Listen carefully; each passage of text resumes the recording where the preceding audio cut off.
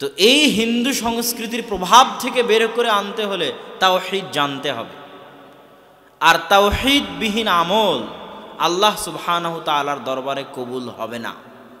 তাওহীদই সকল সফলতার চাবিকাঠি, তাওহীদই জান্নাতের চাবিকাঠি, তাওহীদ দিয়েই জাহান্নামের আগুন থেকে বাঁচা সম্ভব।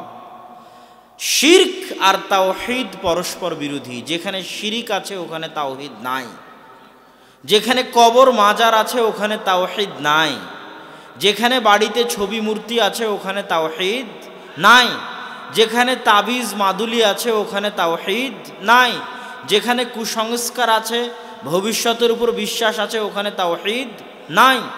আর সবচেয়ে আশ্চর্যের কথা যে বর্তমান যুগে, আধুনিক যুগে শিক্ষিত মানুষেরা পর্যন্ত তাওহীদ থেকে এমনভাবে ছিটকে পড়তেছে, যমুনা ফিউচার পার্কের মতো উন্নত জায়গায় ওই সমস্ত দরবেশ বাবাদের চেম্বার আমি নিজে দেখেছি, যাদের ভিডিও বক্তব্য প্রচার হয় ফেসবুক এবং টিভিতে। কামরূপ কামাখ্যা থেকে বিশাল জ্ঞান অর্জন করে এসেছেন, জিন পরীদের বশে এনেছেন, এই সমস্ত আউল ফাউল কথাবার্তা। কোহে কাফ থেকে এতদিন ধ্যানে ছিলেন, আধ্যাত্মিক গুরু আপনার সকল সমস্যার সমাধান করতে পারে, ব্যবসায় বরকত দিতে পারে, স্বামী স্ত্রীর মধ্যে মিল ঘটাতে পারে। আপনার সমস্যার সমাধান পেতে এখনই যোগাযোগ করুন। নাউযু বিল্লাহি মিন যালিক। এটা হচ্ছে আল্লাহর সত্তার সাথে, আল্লাহর ক্ষমতার সাথে, আল্লাহর গুণের সাথে ঠাট্টা মশকরা। এই জন্য আল্লাহ সব গুনাহ ক্ষমা করলেও এই গুনাহ ক্ষমা করবে না। সারা দুনিয়ার সব মানুষ একত্রিত হলে একটা মাছি সৃষ্টি করতে পারবে? মাটির নিচে যে পানি আছে, এই পানি যদি অনেক নিচে চলে যায়, যেখান থেকে মানুষ আনতে পারবে না, মানুষ পানি আনতে পারবে? আসমান যদি বৃষ্টি বর্ষণ না করে, মানুষ বৃষ্টি দিতে পারবে? পারবে না। এগুলো আল্লাহ সুবহানাহু ওয়া তাআলার কোরআনে ওপেন চ্যালেঞ্জ, যে আল্লাহ সুবহানাহু ওয়া তাআলা যদি বীজ থেকে গাছ না গজায়, আপনি আম গাছ লাগালেন, যদি আল্লাহ না গজান, আপনি সার, বীজ, যন্ত্রপাতি, অস্ত্রপাতি দিয়ে গজাতে পারবেন? সারা পৃথিবীর সব বিজ্ঞানী ডাক্তার পারবে? আপনার সন্তান হয় না, শাহ মখদুম, শাহজালাল, বাইজিদ বুস্তামি, লন্ডন, কুয়েত, কাতার, বাহরাইন, মুম্বাই, বেঙ্গলোর সব ঘুরে শেষ, পৃথিবীর কোনো ডাক্তার, কোনো পীর সন্তান দিতে পারবে? পারবে না। এটা তো রাত দিন মানুষ দেখতেছে। এটা একমাত্র কার ক্ষমতা? আল্লাহ সুবহানাহু ওয়া তাআলার ক্ষমতা। যখন জাকারিয়া আলাইহিস সালাতু ওয়াস সালাম মারিয়াম আলাইহা সালাতু ওয়াস সালামের নিকটে যান, যেটা আল্লাহ কোরআনে বলছেন যে কুল্লামা দাখালা আলাইহা জাকারিয়াল মিহরাব ওয়াজাদা ইনদাহা রিজকা। যখনই জাকারিয়া মারিয়ামের নিকটে যান তখনই দেখেন অসময়ের ফলমূল, অসময়ের খাদ্যদ্রব্য। তখন তিনি জিজ্ঞেস করলেন, মারিয়াম আন্না লাকে হাদা, মারিয়াম অসময়ের এই খাবার কোথায় থেকে আসে? তখন মারিয়াম আলাইহা সালাতু ওয়াস সালাম বলছেন, হিয়া মিন ইনদিল্লাহ, এই অসময়ের খাবার কার কাছ থেকে আসে? আল্লাহর কাছ থেকে। ইন্নাল্লাহা ইয়ারযুকু মান ইয়াশা বিগাইরি হিসাব, আল্লাহ যাকে চান তাকে বেহিসাব রিজিক দিতে পারে। কথা আমার এখানে নাই, কথা তারপরে। এই দৃশ্য দেখে জাকারিয়া আলাইহিস সালাতু ওয়াস সালামের মনে সাধ জাগলো যে ইমরানকে যদি আল্লাহ এমন সন্তান দিতে পারেন, তাও আবার মেয়ে সন্তান, যার নিকটে খাবার আসে আল্লাহর পক্ষ থেকে, তো আল্লাহ কি আমাকে এরকম একটা সৎ সন্তান দিতে পারেন না? হুনালিকা দাআ জাকারিয়া রব্বাহ, সাথে সাথে উনি সালাতে দাঁড়িয়ে গেলেন আল্লাহর নিকটে দোয়া করার জন্য। আল্লাহর নিকটে দোয়া করার সবচেয়ে বড় মাধ্যম কি বলেন তো? সালাত। যেই মুফতি আপনাকে বলবে যে 5 ওয়াক্ত সালাতের পরে একসাথে হাত তুলে দোয়া না করলে দোয়া হয় না, জানাজার গোরস্থানে গিয়ে মাটি দেওয়ার পরে একসাথে হাত তুলে দোয়া না করলে দোয়া হয় না, সে আসলে জানে না সালাত কি। কথা মনে বুঝতে পারেন? তাকে আরো 10 বছর পড়তে হবে সালাত কি এটা বোঝার জন্য। সালাত শব্দের অর্থই হচ্ছে দোয়া। সালাত শব্দের অর্থই কি? সালাতুল জানাজাহ মানে মৃত ব্যক্তির জন্য দোয়া করার সালাত। আর ওই যে 4 তাকবীরে যে সালাত আদায় করা হয়, ওখানে মৃত ব্যক্তির জন্য শুধু দোয়াই আছে। ওর চাইতে ভালো দোয়া সারা পৃথিবীর সব হুজুর কবরের পাশে দাঁড়িয়ে বাংলায় বানালে ওর চেয়ে ভালো দোয়া বানাতে পারবে না। কেননা ওই দোয়া যিনি শিখিয়েছেন তিনি মুহাম্মদ, আর তাকে যিনি শিখিয়েছেন তিনি আল্লাহ সুবহানাহু তাআলা ওয়া সাল্লাল্লাহু আলাইহি ওয়াসাল্লাম। ঠিক তেমনি সালাত হচ্ছে সবচেয়ে দোয়ার বড় মাধ্যম। তো জাকারিয়া আলাইহিস সালাম সালাতে দাঁড়িয়ে গেলেন কিসের জন্য? দোয়া করার জন্য। দোয়া করতে গিয়ে তিনি আল্লাহ সুবহানাহু তাআলাকে বলছেন ওয়াশতাআলা রাসু শাইবা ওয়ামরাআতি আকিরা, হে আল্লাহ, যুবক বয়সী সন্তান জন্ম দিতে পারিনি, আমার স্ত্রী বন্ধ্যা, আর এখন তো আমি নিজেও বৃদ্ধ, আমার চুল আর দাড়ি পেকে কি হয়ে গেছে? সাদা হয়ে গেছে, আমি থুরথুরে বুড়ো, আমার স্ত্রী বন্ধ্যা। যুবক বয়সে যখন আমার ক্ষমতা ছিল তখনই সন্তান হয়নি, আমার স্ত্রী বন্ধ্যা, এখন আমার স্ত্রীও বন্ধ্যা, সেও বৃদ্ধা, আমিও বৃদ্ধ, আমারও সন্তান জন্ম দেওয়ার ক্ষমতা নাই। সন্তান হওয়া এখন ইম্পসিবল, অসম্ভব, হওয়ার কোনো অপশন বা রাস্তা আমার সামনে নাই। কিন্তু আমি এটা জানি যে ইন্নাকা আলা কুল্লি শাইইন কাদির, আপনি সব কিছুর উপর ক্ষমতাবান। ফাআলুল লিমা ইউরিদ, আপনি যা ইচ্ছা তাই করতে পারেন। অতএব আপনি আমাকে একজন সৎ সন্তান দান করেন। তাহলে সন্তান কে দিতে পারে? তখনই ফেরেশতা পাঠিয়ে আল্লাহ বললেন, যাও, তোমাকে একজন সন্তানের সুসংবাদ দিচ্ছি, যার নামও আমি রেখে দিচ্ছি, তার নাম ইয়াহইয়া। আল্লাহু আকবার। তাহলে আল্লাহ সুবহানাহু তাআলার ক্ষমতার সাথে ঠাট্টা মশকরা হচ্ছে আপনি আল্লাহ বাদ দিয়ে অন্য কারো কাছে যদি কিছু চাইতে যান। একটা জিনিস মনে রাখবেন যে আজীবন জন্ম থেকে মৃত্যু পর্যন্ত কোনো ইবাদতই করেনি, না নামাজ, না কালাম, না রোজা, না সালাম, না সিয়াম, না হজ, না যাকাত, কিছুই করেনি, সে ওর চাইতে ভালো যে মাজারে সিজদা দেয়, সে ওর চাইতে ভালো যে শিরকে লিপ্ত। কি জন্য? এই জন্য যে শিরক করেছে সে আল্লাহ সুবহানাহু ওয়া তাআলাকে অপমান করেছে। শিরক করা মানে কাকে অপমান করা? আল্লাহর শক্তিকে অপমান করা, আল্লাহর ক্ষমতাকে অপমান করা, আল্লাহর দাম্ভিকতা অহংকারকে অপমান করা, আল্লাহর দাপট, আল্লাহর এককত্ব, আল্লাহর অদ্বিতীয়ত্বকে অপমান করা। আর আল্লাহ এই অপমান বরদাস্ত করবেন না। অতএব সম্মানিত উপস্থিতি, ইসলামের মৌলিক যে জিনিস সেটা হচ্ছে বান্দার সাথে আল্লাহর সম্পর্ক ডাইরেক্ট। বলে না যে উমুকের সাথে উমুকের হট কানেকশন আছে, ফোন দিলেই রিসিভ হবে, কথা হবে, সমস্যা নেই, প্রোগ্রাম হয়ে যাবে, এরকম কথা মানুষের মধ্যে আছে না? তো মানুষের সাথে মানুষের যোগাযোগের জন্য মাধ্যম লাগতে পারে, ওসিলা লাগতে পারে। যে প্রধানমন্ত্রী হাসিনার সাথে আমি সরাসরি যোগাযোগ করতে পারবো না, আপনাদের এখানকার এমপির সাথে আমি সরাসরি যোগাযোগ করতে পারবো না, ভায়া মাধ্যম লিংক লাগবে।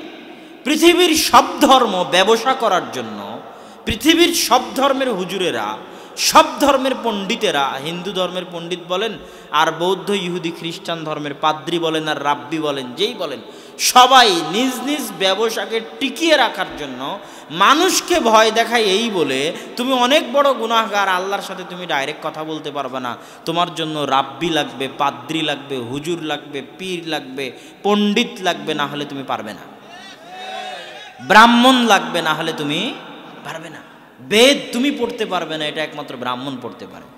তুমি একাই আল্লাহর কাছে চাইতে পারবে না, তোমাকে এই গণেশ দুর্গা এদের মাধ্যম দিয়ে চাইতে হবে, তুমি পারবে না, তুমি অনেক বড় গুনাহগার, তোমার দোয়া আল্লাহ শুনবে না।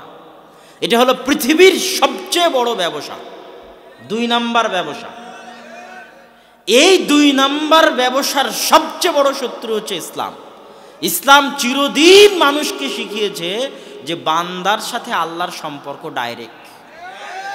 কত বড় অপরাধী, যত বড় অপরাধী হয় হোক, যত বড় অপরাধী হয় হোক, ওর সাথে আল্লাহর সম্পর্ক, ও চাইবে আল্লাহ শুনবে, এটাই আল্লাহর নিয়ম, আল্লাহ এটাই পছন্দ করেন, এটাই আল্লাহর দাসত্ব, এটাই আল্লাহর ইবাদত।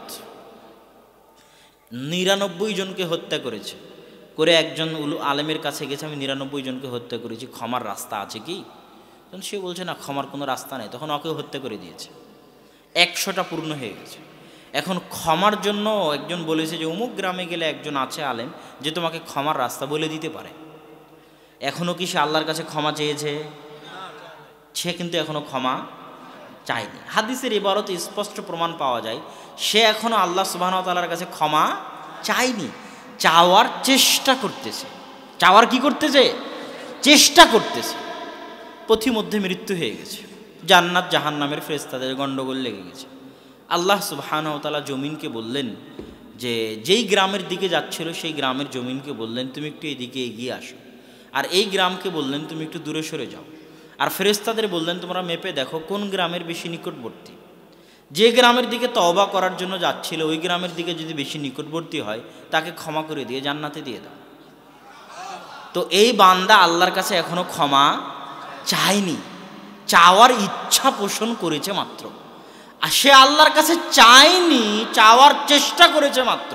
তো আল্লাহর কাছে চাওয়ার চেষ্টা করেছে এমন বান্দা, ইচ্ছা পোষণ করেছে এমন বান্দা যে 100 জন নিরপরাধ মানুষকে হত্যা করেছে, তার এই চেষ্টা, এই ইচ্ছার মূল্য আল্লাহর নিকটে এত বেশি, এত বেশি, এত বেশি যে তাকে ক্ষমা করার জন্য স্বয়ং আল্লাহ কৌশল অবলম্বন করলেন। তাকে আল্লাহ ক্ষমা করতে চান, ক্ষমা করার জন্য কৌশল অবলম্বন করলেন। আল্লাহু আকবার। আর আমি নাকি আল্লাহর কাছে চাইতে পারবো না, নাউযু বিল্লাহি মিন যালিক। আমার নাকি পীর লাগবে আল্লাহর কাছে চাইতে। আল্লাহ সুবহানাহু ওয়া তাআলা মানুষের এটাই চান যে মানুষ আল্লাহর নিকটে চাক, এটা আল্লাহ পছন্দ করে।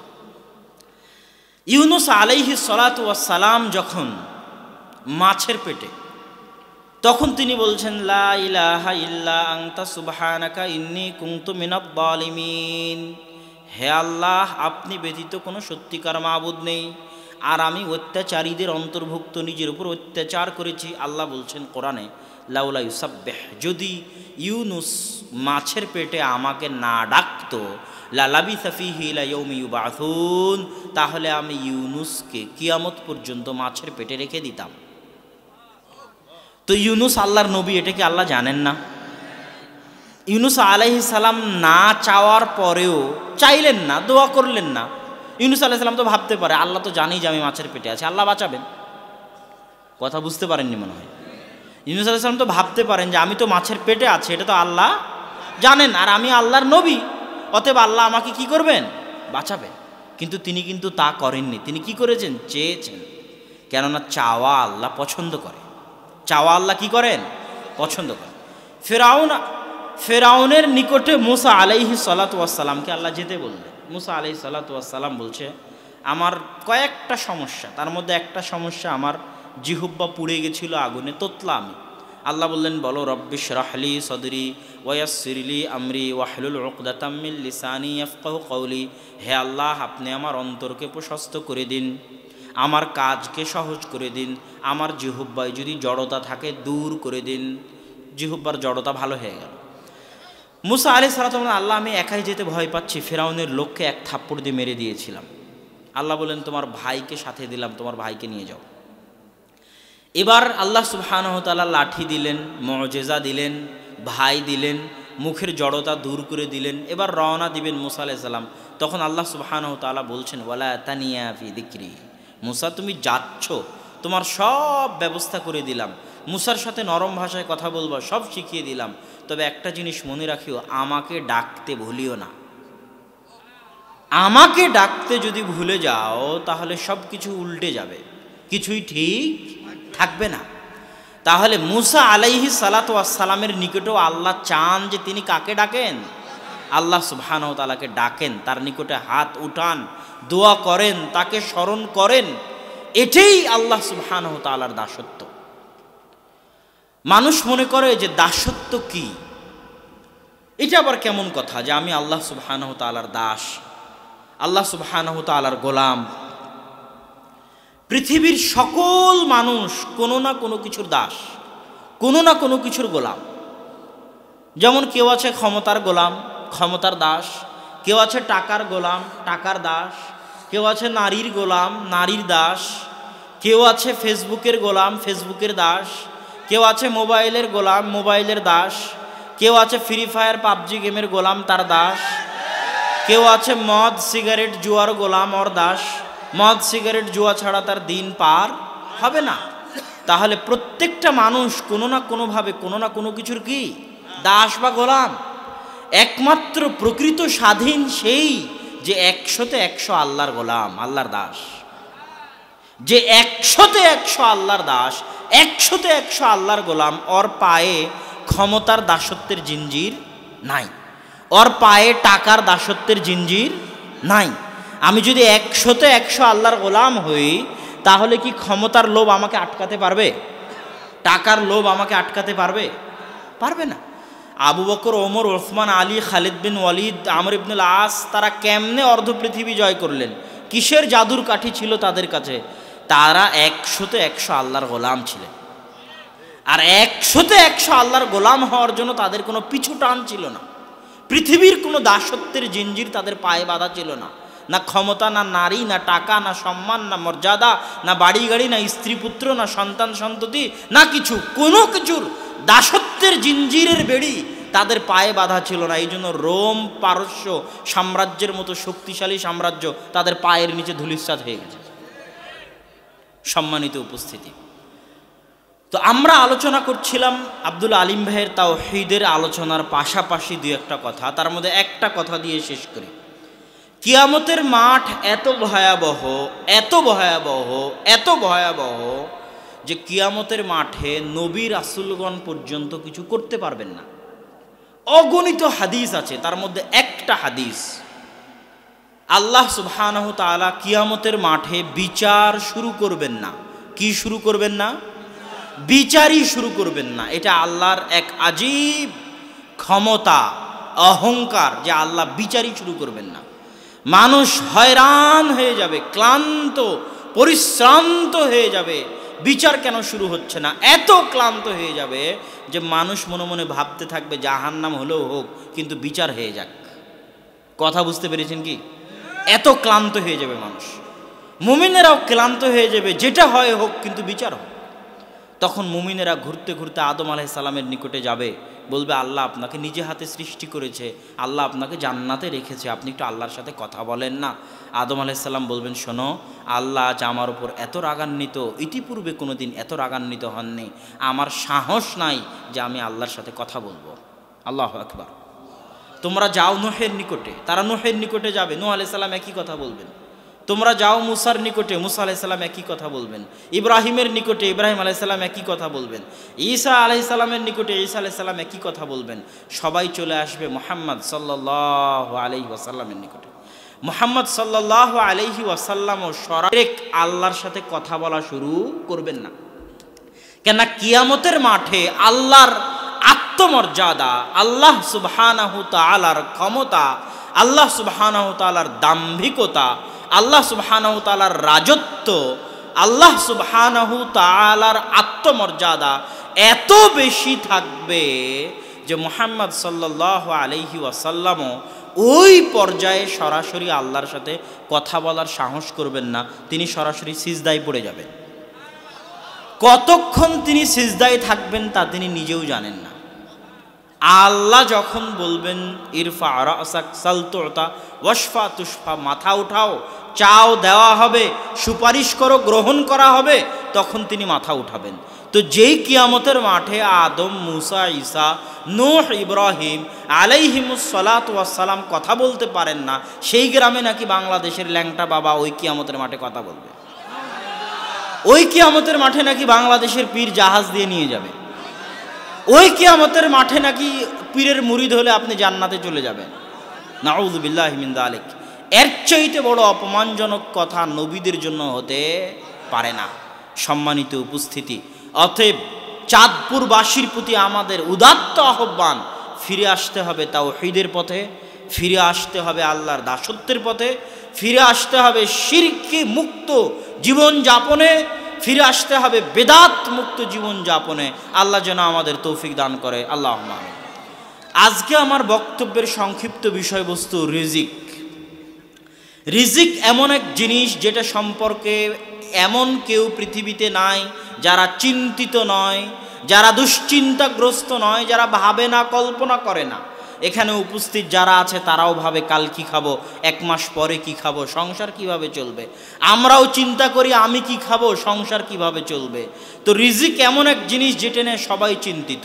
রিজিকের উপর সংক্ষিপ্ত গুরুত্বপূর্ণ আলোচনা পেশ করে আজকে আপনাদের প্রোগ্রামের ইতি টানার চেষ্টা করব ইনশাআল্লাহুল আজিজ।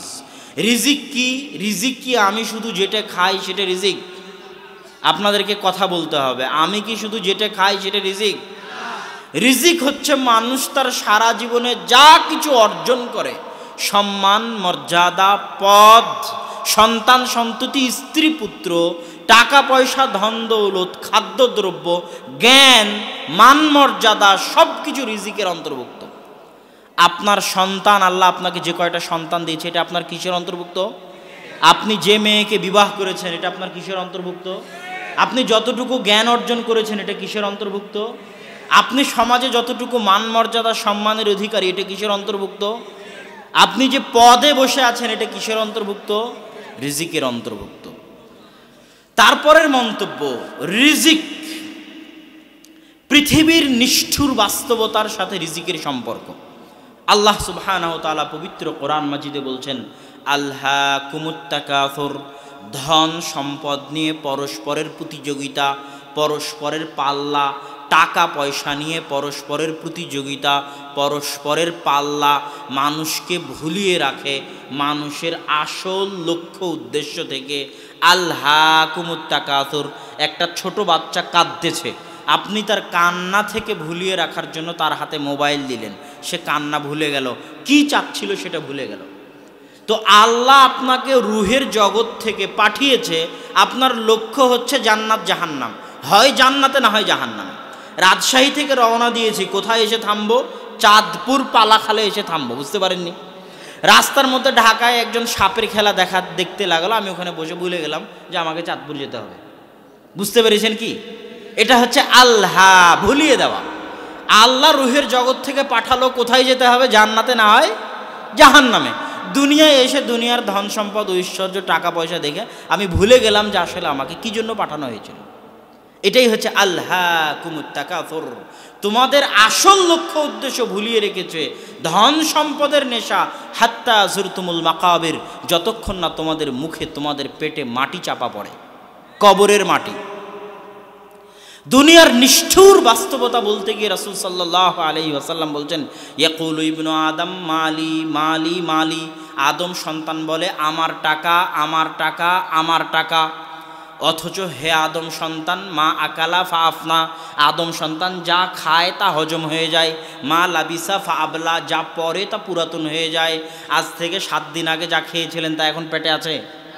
সারাদিন পরিশ্রম করে যে খাবার তৈরি করা হয়, ওই খাবার মুখের মধ্যে 2-3 সেকেন্ডের স্বাদ, তার আগেও কোনো স্বাদ নাই, পরেও কোনো স্বাদ নাই। এটাই কিন্তু পৃথিবীর নিষ্ঠুর বাস্তবতা। খাওয়ার পরে শেষ। মানুষ তার টাকা পয়সা দিয়ে কি করে? হয় খাদ্যদ্রব্য কিনে, সারা মাসের চাল ডাল আলু বেগুন টমেটো পটল, আর না হয় জামা কাপড় কিনে। তা আল্লাহ রাসূল বলছে যা খায় তা হজম হয়ে যায়, যা পরিধান করে তা পুরাতন হয়ে ছিঁড়ে যায়। আর এই দুটো বাদে মানুষ আর কি করে? জমি জায়গা কিনে, বাড়ি গাড়ি কিনে, ব্যাংক ব্যালেন্স জমা করে। তো এই জমি জায়গা, বাড়ি গাড়ি, ব্যাংক ব্যালেন্স একটাও তার নিজের নয়, সব অন্যের। খালি মরতে বলো, মরার পরে আর ছেলে মেয়ে গন্ডগোল লেগে যাবে। তাহলে পৃথিবীতে আজীবন পরিশ্রম করে যা উপার্জন করলেন, খেয়ে শেষ, পরিধান করে শেষ, বাকি যা থাকলো তা অন্যে নিয়ে নিল, আপনি কি নিয়ে গেলেন?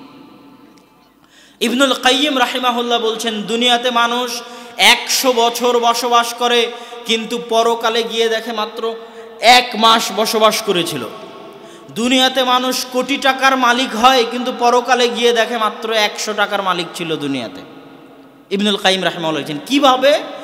দুনিয়াতে সে 100 বছর বেঁচেছে ঠিকই, কিন্তু যতটুকু সময় আল্লাহর জন্য ব্যয় করেছে ওটা সারা জীবন জমা করলে 1 মাসের সমান হয় না। তাহলে আর আসল জীবন অতটুকুই যতটুকু আল্লাহর জন্য করেছিল। কোটি কোটি টাকা ইনকাম করেছে, কিয়ামতের মাঠে দেখে মাত্র 100 টাকার মালিক। মানে যতটুকু আল্লাহর সন্তুষ্টির জন্য ব্যয় করেছিল অতটুকুরই সে আসল মালিক, বাকি সব ফাও। এটাই হচ্ছে পৃথিবীর সবচেয়ে নিষ্ঠুর বাস্তবতা।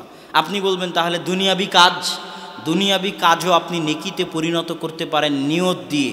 নিয়ত এত শক্তিশালী, এত শক্তিশালী, এত পাওয়ারফুল, যে কাজ করেননি ওই কাজের নেকি পেতে পারেন নিয়ত দিয়ে। আল্লাহ, যদি আমার এত টাকা হতো, এই টাকা আমি এই কাজে ব্যয় করতাম, টাকার মালিক হন আর না হন আপনার নামে নেকি লেখা হয়ে গেছে। নিয়ত এত শক্তিশালী, এত পাওয়ারফুল নিয়ত যে আপনি গুনাহের নিয়ত করবেন, গুনাহের কাজ করলেন না, করতে পারলেন না, বাস্তবে রূপ দিতে পারলেন না, আপনার জন্য গুনাহ লেখা হবে না। নেকি করতে পারেন না পারেন, এখন বসে নিয়ত করলেন যে ফজরের সালাত আদায় করবেন, করতে পারেন না পারেন, আপনার জন্য নেকি লেখা হয়ে গেছে। নিয়ত এত শক্তিশালী, এত পাওয়ারফুল যে দুনিয়ার সব কাজ, দুনিয়াবি যত কাজ আছে সব হালাল কাজকে নেকিতে পরিণত করা সম্ভব শুধু নিয়ত দিয়ে। রাসূল সাল্লাল্লাহু আলাইহি ওয়াসাল্লাম বলছেন, কেউ যদি তার স্ত্রীর নিকটে যায় সহবাসে, মিলনে, তো এর জন্যও নেকি লেখা হয়। সাহাবীরা আশ্চর্য, আল্লাহ রাসূল বলেন কি? তখন রাসূল সাল্লাল্লাহু আলাইহি ওয়াসাল্লামের ভাষার সারমর্ম, ভাবার্থ এটা যে আল্লাহ সুবহানাহু ওয়া তাআলা এত অদয়ালু, অরহমতওয়ালা, করুণাবিহীন সত্তা নন, এত অদয়ালু সত্তা নন যে কাজ হারাম পন্থায় করলে গুনাহ হবে ওই কাজ হালাল পন্থায় করলে তিনি নেকি দিবেন না। এত দয়ার অভাব আল্লাহর হয় না। তো যেই জেনা মানুষ হারাম পন্থায় করলে গুনাহ হবে, সেটা যদি সে তার স্ত্রীর সাথে হালাল পন্থায় করে তো আল্লাহর দয়ার অভাব নয়, আল্লাহ এর জন্য নেকি দিবেন। কিন্তু নিয়ত থাকতে হবে যে আমি আমার লজ্জাস্থানের হেফাজতের জন্য বিবাহ করছি। এই নিয়ত আপনার সব কিছুকে নেকিতে পরিণত করে দিবে। এমনকি আপনার স্ত্রীর মুখে তুলে দেওয়া লোকমা আপনার জন্য সাদাকা হিসেবে গণ্য হবে। আপনার সন্তানের জন্য খরচ করা টাকা সাদাকা হিসেবে গণ্য হবে। আপনি আগে দুনিয়ার জন্য ব্যবসা করতেন, আজকে থেকে ব্যবসা করবেন দিনের জন্য, যাতে আরও বেশি টাকার মালিক হতে পারেন, আরও বেশি আল্লাহর রাস্তায় খরচ করতে পারেন। এই নিয়ত করা মাত্রই সকাল থেকে সন্ধ্যা পর্যন্ত ব্যবসার পিছনে যত সময় দিবেন সব কি হবে বলেন তো? সব নেকিতে পরিণত হবে। সম্মানিত উপস্থিতি, রিজিকের আলোচনা করছিলাম, দুনিয়ার নিষ্ঠুর বাস্তবতা। রাসূল সাল্লাল্লাহু আলাইহি ওয়াসাল্লাম বলছেন, রাসূল সাল্লাল্লাহু আলাইহি ওয়াসাল্লাম একদিন এক বাজারের পাশ দিয়ে যাচ্ছেন। বাজারের পাশে একটা মরা কান কাটা ছাগল পড়ে আছে, মৃত কান কাটা ছাগল। তো কান কাটা থাকার কারণে চামড়াও কোনো কাজে লাগবে না, কেন কাটা চামড়ার কোনো দাম নাই। রাসূল সাল্লাল্লাহু আলাইহি ওয়াসাল্লাম সাহাবীদেরকে বললেন, হে সাহাবীরা, হে সঙ্গী সাথীরা, হাল ইউহিব্বু আহাদুকুম আন ইয়াখুযা হাযা বিদিরহামিন, তোমাদের মধ্যে কেউ কি আছে যে এই কান কাটা ছাগলকে ক্রয় করবে 1 দিরহামের বিনিময়ে? সাহাবীরা বললেন, আল্লাহর রাসূল, ফ্রিতে দিলে, এমনিতে দিলেও তো আমরা এই মরা কান কাটা ছাগল নিব না। রাসূল সাল্লাল্লাহু আলাইহি ওয়াসাল্লাম বললেন, শোনো, এই মৃত কান কাটা ছাগলের মূল্য তোমাদের নিকটে যা, তোমাদের নিকটে যতটুকু মূল্যহীন, যতটুকু দামহীন, এই পৃথিবী আল্লাহর নিকটে তার চাইতেও মূল্যহীন, তার চাইতেও দামহীন। রাসূল সাল্লাল্লাহু আলাইহি ওয়াসাল্লাম বলছেন, এই পৃথিবীর যদি সরিষা সম পরিমাণ, মাছির ডানা পরিমাণ মূল্য আল্লাহর নিকটে থাকতো, তাহলে কোনো কাফের এক ঢোক পানি পান করতে পারতো না। আজকের পৃথিবীতে যত ধনী আছে সব কে? কাফেরই। বিল গেটস বলেন, মুকেশ আম্বানি বলেন, জ্যাক মা বলেন, Alibaba.com-এর প্রতিষ্ঠাতা, মাইক্রোসফটের প্রতিষ্ঠাতা, সব কি? সবাই অমুসলিম। সবাই কি পৃথিবীর শ্রেষ্ঠ ধনী? তো ধনী হওয়া মানে আল্লাহর ভালোবাসা। ইন্নাল্লাহ ইউতিদ দুনিয়া লিমান ইউহিব ওয়া মান লা ইউহিব, আল্লাহ যাকে ভালোবাসেন তাকেও দুনিয়া দেন, যাকে ভালোবাসেন না তাকেও দুনিয়া দেন। আল্লাহ ফেরাউনকে ভালো না বাসার পরেও ক্ষমতা দিয়েছেন, কারুন কাফের হওয়ার পরেও ধন সম্পদ দিয়েছেন, আবার দাউদ সুলাইমান মুমিন নবী হওয়ার পরেও তাদেরকে ক্ষমতা, ধন সম্পদ দিয়েছেন। ইউসুফ আলাইহিস সালাম নিজে নবী, পিতা নবী, দাদা নবী, পরদাদা নবী হওয়ার পরেও তিনি কুয়াতে নিক্ষিপ্ত হয়েছেন, বাজারে কৃতদাস হিসেবে বিক্রি হয়েছেন, মানুষের বাড়িতে চাকর হিসেবে, গোলাম হিসেবে, কৃতদাস হিসেবে মানুষের বাড়িতে চাকর হয়ে মানুষের কথা শুনেছেন, নির্দেশ শুনেছেন। তখন তিনি তিনি নিজে নবী, তার বাপ নবী, তার দাদা নবী, তার পরদাদা নবী। মিথ্যা অপবাদ মাথায় নিয়ে জেলে গেছেন, 7 বছর জেল খেটেছেন, তখন তিনি নিজে নবী, তার বাপ নবী, তার দাদা নবী, তার পরদাদা নবী, তখন তার পিতা জীবিত। তার জন্য দোয়া করতে করতে চোখের পানি ফেলে চোখ অন্ধ হয়ে গেছে, পিতা ইয়াকুবের তার জন্য দোয়া চলতেছে। আর তিনি মানুষের বাড়িতে গোলাম, তিনি বাজারে কৃতদাস, মানুষের বাড়িতে চাকর, মাথায় মিথ্যা অপবাদ, 7 বছর জেলে। তো আল্লাহ কি ইউসুফকে ভালোবাসেন না? আল্লাহ সুবহানাহু ওয়া তাআলা ইউসুফকে যে ভালোবাসেন তার প্রমাণ আল্লাহ ইউসুফকে জেনা থেকে বাঁচিয়ে দিয়েছেন। আল্লাহু আকবার। সুতরাং আল্লাহর ভালোবাসা পাওয়ার প্রমাণ হচ্ছে আল্লাহ আপনাকে তার আনুগত্য করতে দেয় কিনা। আপনার জন্য এটাই সবচেয়ে বড় শাস্তি, এটাই সবচেয়ে বড় শাস্তি যে আল্লাহ আপনাকে তার অবাধ্যতায় লিপ্ত রেখেছে। আপনি আল্লাহর দয়া বঞ্চিত, রহমত বঞ্চিত, করুণা বঞ্চিত, আপনি আল্লাহর দরবার থেকে বিতাড়িত। আর যে আল্লাহর দয়া বঞ্চিত, রহমত বঞ্চিত, করুণা বঞ্চিত, আল্লাহর দরবার থেকে বিতাড়িত, যার সাথে আল্লাহর সম্পর্ক নাই, তার চেয়ে বড় ইতিম, তার চেয়ে বড় মিসকিন দুনিয়াতে নাই। সে পৃথিবীর সবচেয়ে বড় ইতিম। কোনো ভাগাড়ে পড়ে মারা গেলেও আল্লাহ পরোয়া করবেন না।